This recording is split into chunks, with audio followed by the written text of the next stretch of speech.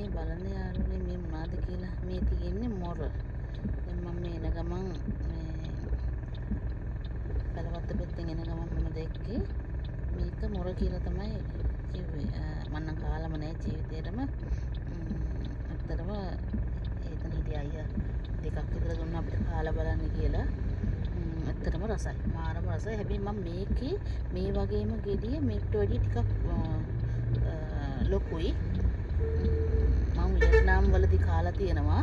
මේ දැන් මේක මේ පොඩිනේ මීට වැඩිය ටිකක් ලොවි ගෙඩියට වැඩිය ටිකක් ලොකු වගේ වියට්නාම් වලදී මම කාලා තියෙනවා. මේ ගෙඩියම මේ වගේ හැබැයි වර්ග දෙක තුනක්ද දන්නෙත් නෑ. මේ වගේම තමයි මේ තියන්නේ. මේ පොත්ත ගලවන්න ඉස්සෙල්ලා මේ තියෙන්නේ. මේ හැබැයි ඉතින් රස දෙකම ඒ රසවල් දෙකම එකයි. එකම රස තියෙන්නේ. මේ ඉතින් හරිම රසයි. මාරම රසයි. ඔයගොල්ලෝ කාලා බලන්න අපේ ලංකාවේ දේශීය පළතුරු මාරම රහයි. ඒක දේශීය පළතුරු කොහෙ තිබ්බත් මම අනිවාර්යෙන්ම අරගෙන කනවා. ඇත්තටම හරි රසයි ඒවා.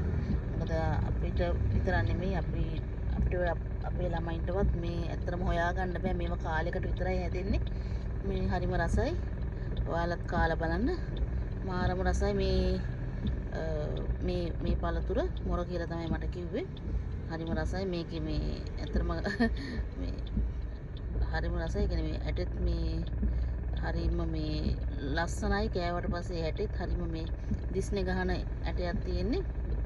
මේ ඉතින් හරිම රසයි මේ පළතුර. ඔයාලත් කාලා බලන්න. ග්‍රෑම් 250ක් 500යි කියලා තමයි කිව්වේ.